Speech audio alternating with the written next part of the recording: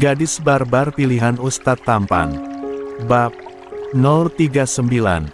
Kamu udah hafal Iqra atau masih baru? Tanya Maryam yang kini duduk di lantai yang beralaskan karpet. Begitu juga yang lainnya.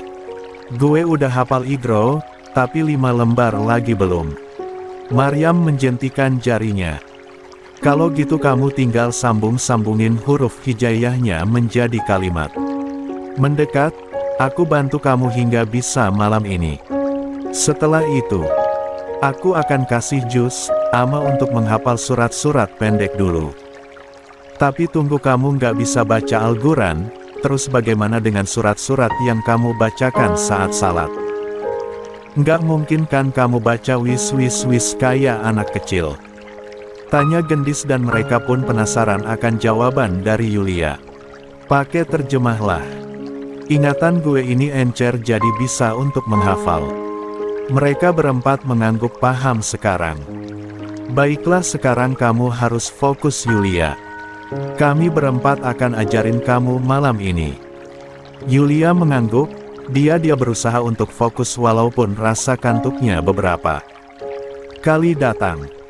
Hawa saja yang sudah mengantuk dia tahan untuk menemaninya belajar, ia pun harus tahan dan fokus. Bahkan tokek yang berada di dekat lemari yang diam-diam menyintip pun memberikan semangat padanya. Yulia jadi terharu. Menolak. Ketika kita berusaha untuk mendekat, maka dia akan menjauh. Namun ketika kita menjauh dia akan mendekat. Itu hal yang sudah biasa ketika merasa kehilangan sosok yang kita anggap tidak berharga untuk kita ternyata sangat berharga ketika kita merasa apa yang namanya kehilangan.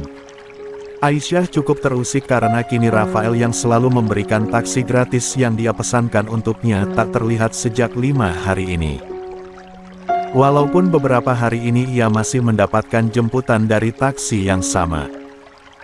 Perlakuan Rafael padanya membuatnya cukup mengesankan di hatinya. Di saat pria yang mendekatinya mengajak tumpangan, sahabat Ikram itu malah memesankan taksi dan supirnya seorang perempuan. Apalagi ia masih ingat wajah kesal Rafael ketika ia memanggilnya Pak, membuatnya tanpa sadar tertawa kecil. Namun hanya sebentar, setelah itu memasang wajah cueknya kembali. Yulia menghubungiku waktu itu jika abahnya Kak Rafael meninggal. Aku ingin mengucap turut berduka cita secara langsung tapi dia tidak pernah mengajar lagi selama 5 hari ini, gumamnya menatap jalan raya yang sedikit macet. Padahal dia kan masih baru, kenapa malah meminta cuti? Apa karena masalah abahnya meninggal dan dia masih terpuruk? Tengah serius melamun dengan pikiran yang berkelana kemana-mana, perempuan yang mengenakan gamis coklat dan kerudung krim itu tersentak saat sang supir berucap. Nona memikirkan Mas Rafael ya? Enggak kok Bu. Kilahnya. Perempuan yang sudah 5 hari ini menjadi supir taksi Aisyah karena perintah dari Rafael itu tertawa kecil. Ibu dengar sejak tadi Nona terus mengumamkan nama Mas Rafael. Ibu tetangganya Mas Rafael dan tahu banyak tentang dia. Mau ibu ceritakan? Kebetulan jalanan lagi macet. Aisyah meringis lalu akhirnya dia mengangguk membuat wanita berumur 30 tahun yang harus menjadi supir taksi untuk membiayai anaknya yang sakit itu akhirnya bercerita. Mas Rafael itu baik non. Tapi kehidupan tidak pernah baik padanya. Ibunya selingkuh bersama pria lain dan gak pernah menjenguknya sekalipun saat Sia masih kecil dan remaja. Waktu Mas Rafael pulang dari Kairo, dia langsung pergi ke Cianjur menjenguk kakek dan neneknya. Setelah itu pergi ke alamat rumah ibu kandungnya untuk pertama kalinya. Mas Rafael kadang suka curhat ke ibu kalau sahabatnya lagi sibuk. Dia orang yang berhati tulus yang pernah ibu kenali. Mirip sifatnya sama abahnya yang udah meninggal dunia. Maaf aku menyela, ibu tahu nggak di mana sekarang Mas Rafael? Sekarang tidak ada lagi panggilan Pak. Saat itu ia berusaha cuek dan membuat Rafael kesal agar menjauhinya. Tahu. Pasti sekarang Mas Rafael lagi nyari anak jalanan dan juga para preman untuk diajak jadi pegawai kafe bersama sahabatnya. Soalnya mereka masih nyari orang-orang jalanan untuk diajak kerja di kafe baru yang telah Ustadz Ikram beli. Bisa antar aku ke sana? Wanita parubaya itu mengangguk dengan senang hati. Boleh banget non. Dan entah kenapa Aisyah ingin mencari lebih tahu tentang sosok sahabat Ustadz Ikram yang pernah menjadi wakil ketua Rohis itu. Hatinya yang penasaran, apalagi saat mendengar cerita kisah masa lalu Rafael ternyata semenyedihkan itu.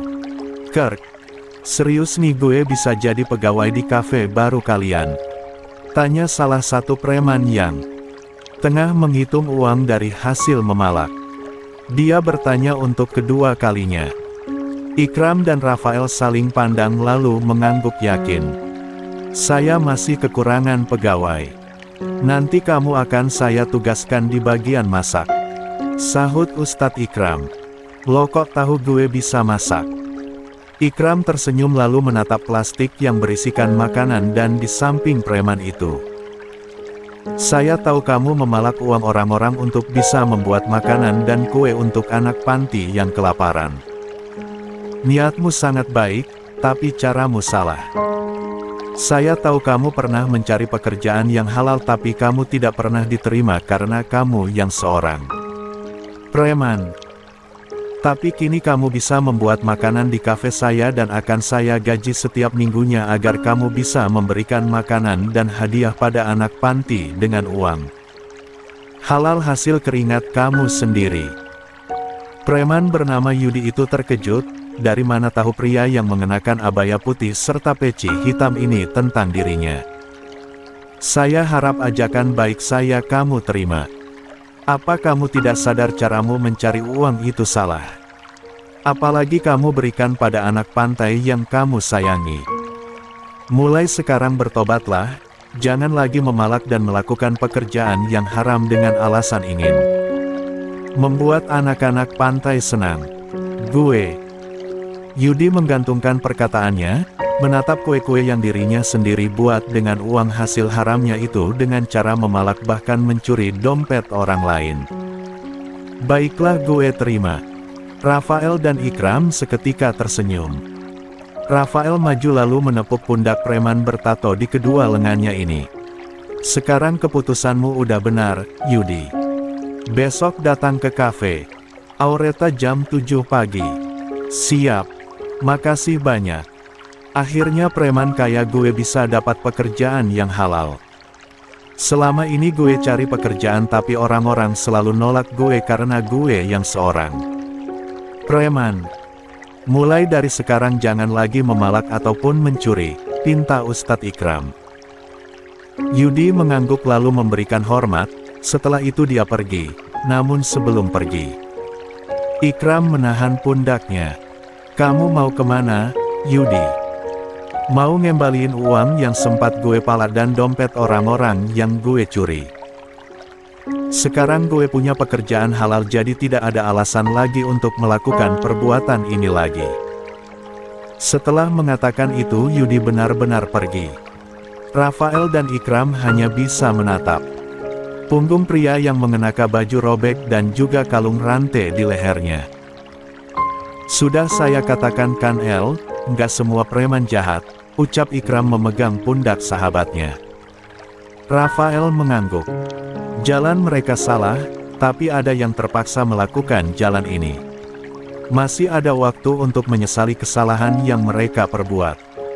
Allah Maha Pemaaf untuk setiap hambanya yang bertobat, sahut Ikram dengan bijak. Benar, Ram. Allah memang benci dosa tapi bukan benci pendosanya. Masih ada lagi anak jalanan dan preman yang harus kita cari. Ikram menggeleng. Yudi yang terakhir. Sebaiknya kita pergi. Besok kamu harus mulai ngajar lagi di pesantren Anur, cukup masa cutinya sekarang. Kamu harus kembali menjadi diri kamu, dan jangan bersedih mengenai yang udah terjadi. Dan nanti jangan lupa pergi ke kafe terbaru saya, El. Kamu akan saya jadikan manajer kafe di sana. Rafael tertawa. Allah, banyak sekali pekerjaan hambamu ini. Tapi tidak masalah, saya suka bekerja untuk mendapatkan banyak uang agar bisa bahagiain istri saya nanti. Ikram ikut tertawa. Amin, semoga Aisyah jodoh kamu. Rafael seketika mengaminkan dengan kencang. Jika bukan jodoh tidak masalah. Allah tahu mana yang terbaik untuk hambanya. Tapi semoga saja saya jodohnya Aisyah yang ditakdirkan oleh Allah untuk bersama. Saya sangat berharap agar Abah bisa bahagia melihat putra satu-satunya mendapatkan cinta yang selama ini saya harapkan. Ikram menepuk pundak sahabat ini, lalu mereka berdua pergi dari kolong jembatan yang di atasnya terdapat jalan raya. Tempat ini adalah tempat peristirahat anak jalanan dan juga para preman. Tapi tunggu Ram, tiba-tiba saya penasaran. Kenapa nama kafenya Aureta? Kamu pasti ada alasan menamai kafe kamu dengan nama itu kan? Kenapa nggak nama yang lain aja yang lebih estetik? Ikram tertawa lalu menunjukkan cincin perak di jari tengahnya. Nama tengah istri saya Aureta, Yulia Aureta Nazira. Tadinya mau kafe Yulia atau Nazira tapi entah kenapa saya suka dengan nama tengah istri saya. Rafael menahan bibirnya untuk tidak tertawa. Sahabat ini bucin sekali. Apa Yulia tahu? Tidak, dia sedang fokus belajar di pesantren. Saya tidak mau mengganggu belajarnya. Jadi santri. Ikram mengangguk lalu membuka pintu mobilnya. Kamu nggak mau masuk El? Tanya Ikram yang kini sudah duduk di kursi supir. Rafael menggeleng. Nggak Ram, saya ada urusan. Kalau gitu sampai jumpa. Saya siang ini ada ceramah di majelis tak jauh dari sini. Saya pamit, El. Assalamualaikum. Rafael menjawab salam dari sahabat itu lalu menatap mobil putih Ikram yang pergi menjauh. Pria yang mengenakan koko maron dan celana hitam itu mulai menyeberang saat lampu lalu lintas berubah warna menjadi merah. Pandangannya menunduk menatap jalan sambil mengingat hari ini jika dia harus pergi ke tos serba untuk membeli kebutuhan sehari-hari. Namun baru saja setengah jalan ia harus terhenti saat seseorang menubruk tubuhnya dari depan. Dan saat itu juga Rafael menatap ke depan, lalu mundur saat tahu siapa yang menabraknya. Maafkan saya tidak melihat jalan dengar benar. Ucap perempuan itu. Aisyah, kamu mau pergi kemana? Aisyah yang mengenali suatu itu mendongak seketika dan kedua matanya membulat melihat pria yang sejak tadi ia cari. Dirinya menunduk menatap jalan sampai baru sadar orang yang ia tabrakan adalah Rafael. Itu Anu. Aku mencari kamu. Aisyah memejamkan matanya saat perkataan itu terlontar begitu saja dari mulutnya. Ia tidak bisa menahan ucapannya. Lampu lalu lintasnya akan berubah warna sebentar lagi. Sebaiknya kita pergi dari sini. Perintah Rafael membuat Aisyah mengikuti pria itu dari belakang dengan hati gugup luar biasa. Bodoh kamu Aisyah, kenapa cari Rafael coba? Jika dia nanya apa alasan kamu mencarinya, aku harus jawab apa? Batinnya berteriak, menyesali keputusannya yang ingin mencari sahabat dari Ikram ini. Ada apa mencari saya, Aisyah? Tanya Rafael the Point saat mereka sudah berada di sisi jalan, sambil terus berjalan dengan Aisyah yang berada di belakangnya. Sekali lagi, ada apa mencari saya? Aisyah, perempuan bergamis coklat itu nampak gelisah sampai akhirnya dia berucap. Saya hanya mau kasih tahu sama Pak Rafael jangan terlalu lama cutinya karena anak didik. Bapak menunggu Bapak. Rafael menggigit bibir dalamnya menahan ekspresi wajahnya agar tidak kesal. Kenapa masih manggil saya Pak? Bisa tidak jangan panggil saya dengan panggilan seperti itu? Jujur, saja saya tidak nyaman. Maaf. Rafael menghela napas. Panggil Mas aja, orang-orang juga sering memanggil saya dengan sebutan itu. Ya, saya tahu kamu membatasi diri kamu dengan pria yang bukan mahrammu, tapi hilangkan panggilan seperti itu. Saya serius Aisyah, saya tidak nyaman. Baiklah. Semudah itukah? Rafael mengerjap tak percaya, namun akhirnya dia berdeham berusaha untuk tidak tersenyum. Besok saya akan mulai mengajar lagi. Maaf saya. Seharusnya tidak mengambil libur padahal saja masih pengajar baru. Tidak masalah, Mas Rafael. Pak Kiai dan Bu Nyai memaklumi Mas. Aku turut berduka cita akan kematian Abah Yahya, semoga Abah Mas ditempatkan yang terbaik di sisi Allah. Aisyah tahu ayah kandung Rafael karena dulu saat SMA pria itu selalu curhat tentang abahnya pada Ikram, dan ia diam-diam mendengarkan curhatannya. Tidak ada kosakata formal lagi, Rafael tersenyum manis dan dia mengangguk. Syukron kasiron, Syah. Kamu mencari saya tidak ada lagi yang mau kamu tanyakan atau sampaikan. Rafael menatap sekitar, di mana banyak orang-orang yang sibuk dengan aktivitasnya. Aisyah ragu tapi akhirnya dia mengeluarkan isi pikirannya. Terima kasih juga karena Mas Rafael udah kasih aku taksi gratis selama 5 hari ini. Aku jadi nggak perlu jalan kaki lagi. Sekarang aku nggak bawa uang, nanti uang taksinya akan aku ganti. Nggak perlu, Syah. Saya ikhlas membantumu. Kenapa? Rafael tersenyum tipis. Saya tidak mau kamu jalan kaki terus-terusan, jadi saya ingin mencari pahala dengan membantu kamu. Jadi tidak perlu diganti uang taksinya. Aisyah yang masih menunduk seketika ikut tersenyum tipis. Sekarang kamu mau pulang kan? Biar saya yang cari taksinya. Belum sempat Aisyah menjawab tiba-tiba seseorang yang membawa sepeda melaju cepat ke arahnya. Minggir woi. Sepedanya nggak ada rem. Seru orang itu membuat orang seketika menghindar. Aisyah hanya bisa terpaku, dan Rafael yang melihat pun terpaksa menarik tangan Aisyah hingga mereka harus terjatuh berdua ke tanah. Baf. Rasanya sangat sakit, apalagi kini tubuhnya tertimpa oleh tubuh Aisyah. Astagfirullahaladzim, maaf. Seru Aisyah lalu buru-buru dia berdiri dari atas tubuh Rafael yang ia timpa. Rafael hanya bisa meringis sambil mengumamkan istighfar dalam hati. Tadi tubuh Aisyah menimpa tubuhnya. Ia hanya bisa terdiam sambil menatap langit dengan tatapan kosong. Seolah jiwanya telah ditarik dari raganya. Ayah, Bunda, Aisyah pulang, ucap Aisyah berjalan ke ruang tamu karena dia mendengar suara dari sana. Tapi ia menyesal berjalan ke sana karena ternyata bukan hanya ada kedua orang tuanya saja di sana, tapi ada seorang pria yang asing juga ternyata. Entah kenapa perasaannya jadi tidak enak. Akhirnya kamu pulang, sayang. Sini duduk di sebelah Bunda, pinta Bunda Sarah.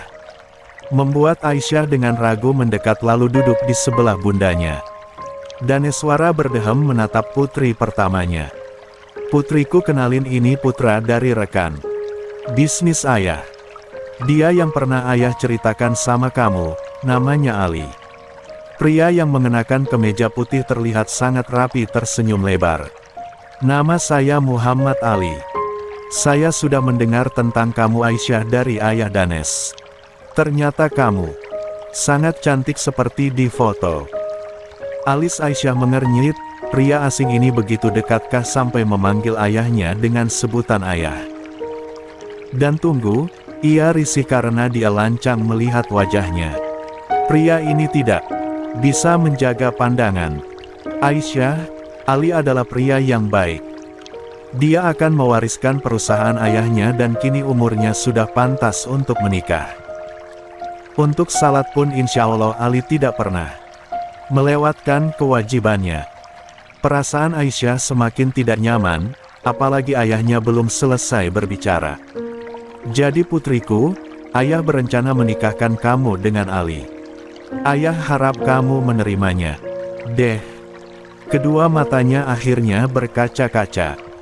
La menunduk dan meremas kedua tangannya. Kenapa nasibnya harus seperti ini? Ingin sekali Aisyah menangis dan berteriak jika ia menolak. Ajakan baik pria ini, tapi ia bukan Yulia yang bisa secara terang-terangan menolak. Aisyah ingin sekali menjadi Yulia, tapi ia tidak bisa.